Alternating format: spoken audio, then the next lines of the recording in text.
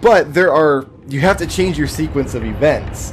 Like, I'm so used to going down and fighting Kraid, right? Like, that's the first thing you do. You make your way down, you fight Kraid, then you go down into Norfair, you get the speed booster and stuff. But if you do that in this rotated thing, getting out of Brinstar again requires underwater wall jumping, which I wasn't good at until I played this rotator, and I'm like, well, it's time to get good at underwater wall jumping, I guess. Really? Oh, R button. Why have you abandoned me in my time of need? No, it's great. We'll just... This room, guys, is just, I don't know. I don't know what I'm doing. Clearly, I've never played this game before. You know what it is? This must be the Metroid Prime rotator. Right, I forgot to mention that. I rotated all the rooms in Metroid Prime by 90 degrees, and everything's weird, and I'm not used to anything. This is actually one of my favorite rooms in the game, believe it or not. I love... the first time I played this game, I remember being like, wowed, because you do this little boost ball puzzle, and you're like, yeah, another boost ball puzzle. Then the entire cave opens up top. And I thought that was incredibly cool, how this whole area opens up. And it's all this crazy spider ball stuff. It's like, what? And then I was like, you know what would be cool is if you have to fight like a boss with the spider ball. And then I played Metroid Prime 2, and I didn't think those kinds of bosses were cool anymore. I don't think it's actually Spider Guardian. I think it's Boost Guardian in that game that you have to fight in a room with constant health drain. And it's the opposite of fun. It's nuff. It's nuff. Anyway, going up the wall of the geothermal core here. Let's not... These guys can't be... Do I gotta scan those things? I can't unmorph here. I'm gonna scan one of those things just in case we have to. Before all is said and done here. Because those guys are indestructible. Nothing destroys them. And if they hit me, it's a one-way trip down to Lava Town. We're going for a swim. I was talking about the rotator. There are rooms in Norfair where you basically don't have a choice. You've got to soak in some lava.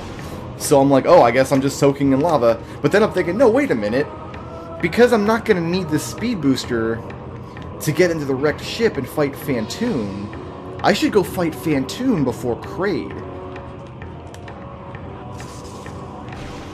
And then not even bother going to Norfair at all until I've got the gravity suit and I'm immune to lava. So it was kind of cool having to rethink my route in Super Metroid. Okay, yeah, we've already got plated parasites. Cool, cool, cool. Here is the second of the important items we're going to get today. It is the Plasma Beam. Excellent.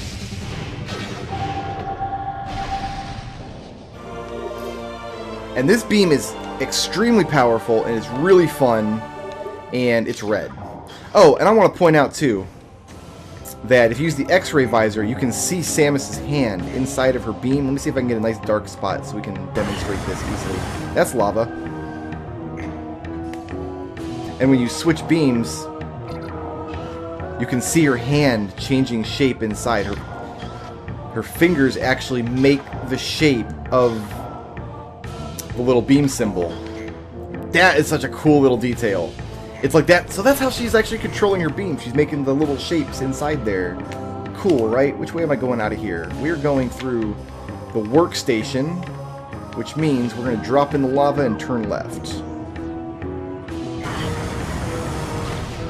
The plasma beam has like a longer barrel than the other beams, and it's hot. Get out of the lava. Get out of the lava. I am down 300 energy. That's probably not a big deal. No, because the next item I pick up is an E-Tank, so it's not going to be a big deal. We can be out all the energy and it won't matter.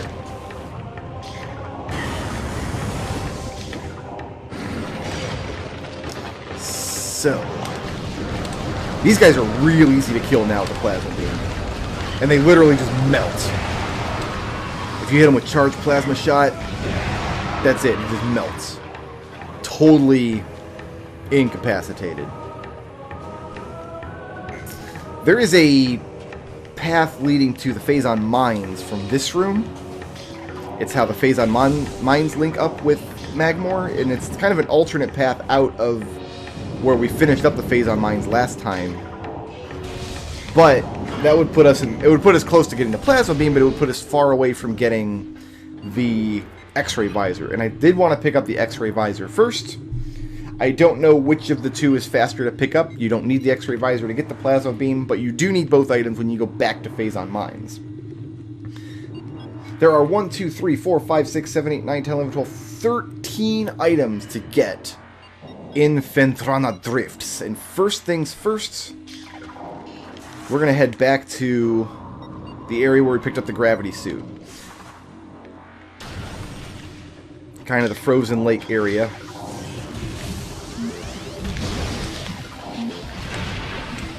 And now we can break ice, now that we've got a fire beam. There's an energy tank. Okay, now we're going to actually go into the gravity chamber. How do I want to do this? Let me think. There's no items in either of these little access caves here. Gravity chamber's over here, so we want to go to the bottom area first. Because the next item is actually in the gravity chamber for realsies. And then we'll come back along the top route. I think that's going to be the master plan.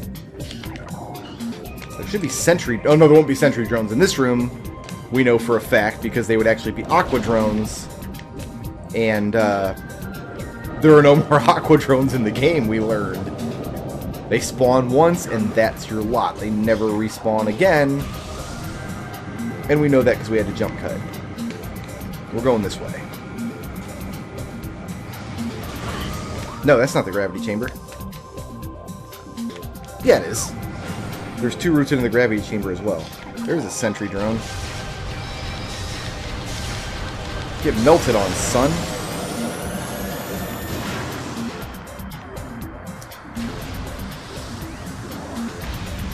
Okay, can I get my vision back? Thank you. So, I need to... Let me think here. No, this isn't the gravity chamber. This is the room that leads to the gravity chamber. I'm not in the room I thought I was in. Still trying to get my bearings. This is the longest recording session, by the way, that we're doing in Metroid Prime. I want to do all this in one run. But it means I have to make absolutely sure I do not screw anything up. There we go. Missile expansion. Okay, and from here, I don't think we've been to Phendrana's Edge yet. Oh, look where I fell to. No, it's no problem. We just crawl our way back up to the top. That's the wrong way. That's where we got the gravity suit. We come out this way. Yeah. Yeah. We can actually go out through this little tunnel over here. This will lead us to Phendrana's Edge, I believe. You can go to Phendrana's Edge earlier and get something there, I think. I forget what exactly. No, we've been to Phendrana's Edge at least once.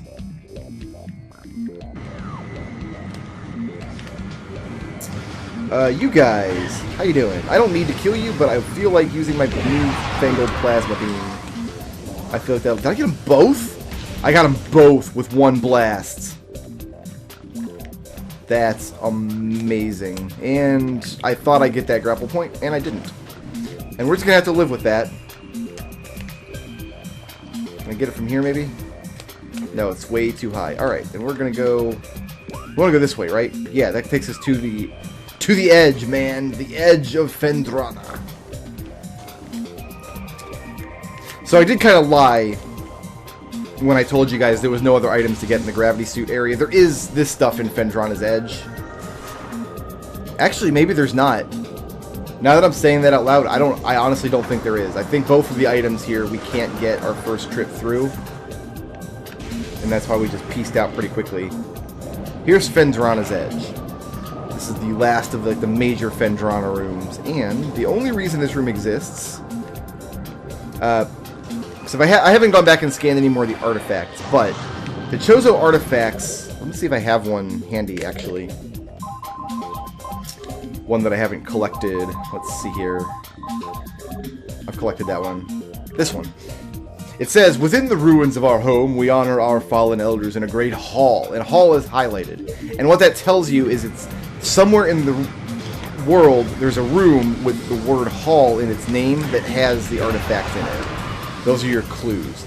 And it sounds kind of vague, but the clues are actually pretty good. Every room in this game has a unique name.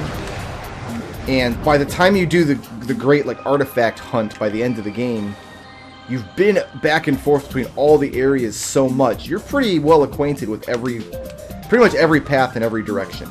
I know the first time I played this game, I absolutely knew all the routes back and forth pretty well. Not only because the game requires you to backtrack, because after every like kind of major plot point, I went back and backtracked on my own just looking for goodies. You know what I mean? Goodies? You guys like goodies, right? No, Brickroad, we don't like goodies at all. So, the artifact hunt at the end of the game, it is kind of artificial. I see what they were going for. They wanted to make sure the player went back and looked around the world, because you don't just find the artifacts. You know, you find energy tanks, you find all the good stuff. And I feel like maybe the developers weren't confident enough that the players were going to do that.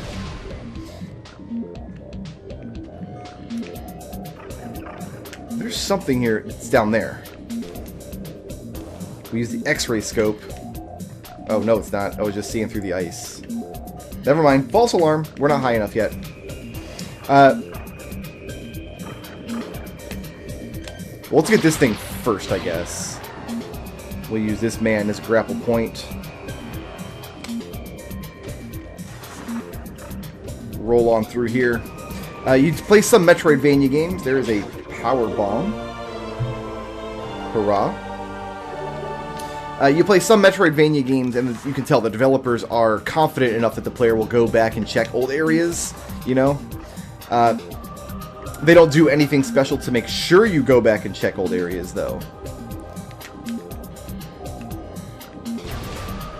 Let's see. We can use the X-ray scope somewhere up here and get our next thing. I don't know if it's higher or lower than this is the problem. I thought it was this ledge over here. But on further examination with the X-ray scope, it's not. Unless I just lay a power bomb and it'll reveal it. No. Okay. We'll figure out which ledge it is and it'll be great. See, the X-ray visor doesn't give you a really terrific look as far as distance goes. It has a very short range on it. Make this jump, please. Cool. No?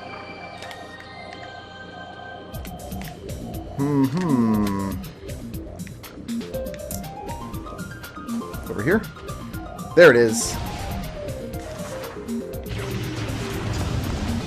Beautiful.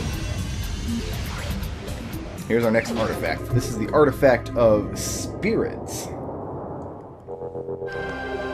Wonderful.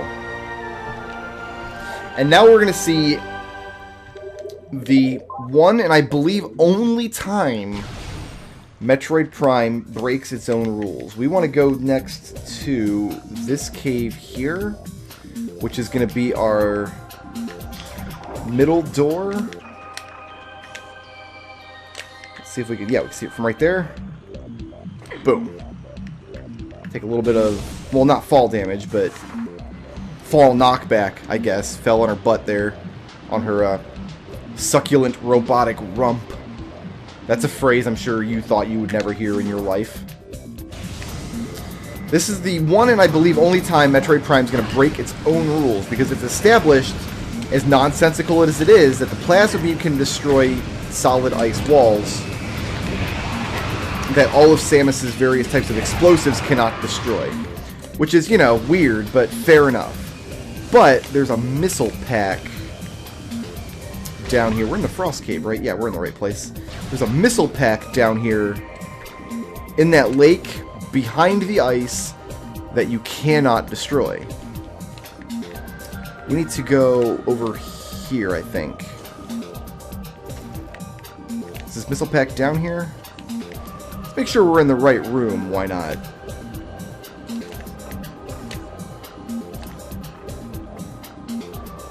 There it is. So, we can fire at this missile pack all day. It's behind ice, but the plasma beam does not destroy this ice. This is special ice that can't be destroyed by the plasma beam. And I think this is the only point in Metroid Prime where it establishes a material that can be destroyed by a weapon, and then has an instance of that material that cannot be destroyed by that weapon. The game is really good about it until this point. So there's another little puzzle in this room that we have to solve that, of course, we can't solve until we get the grappling beam. Do we have to go higher than this even? I think we do. I think we have to go all the way to the top. We have to go all the way to the top so we can go all the way to the bottom. We can grab him from here, though. Yeah. So we're going to swing over to this ledge. Ooh, you know, we're not far enough.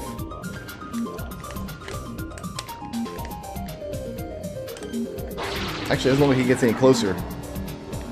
Can we make this? Is this gonna work, guys? Banzai! It worked. Good. So from this vantage point, we can hit this last stalactite. Where's it at? There it is. And the stalactite falls through the solid ice that is so solid it can't be broken with the hottest beam in existence.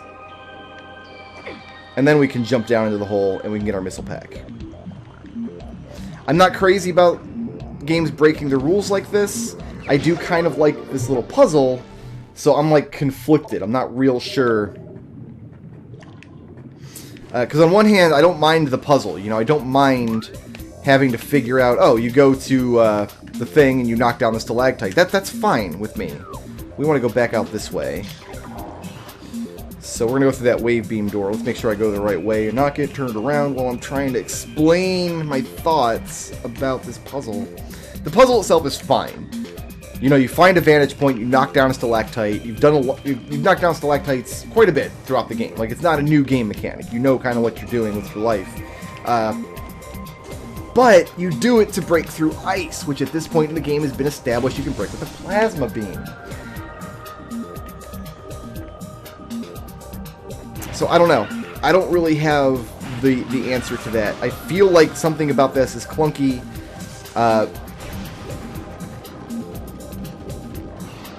But I don't know another way to make that missile pack hidden so that you can get it with the... is this where we want to be? Yes. This is where we want to be. Okay, let me think. Now we want to use this door down here.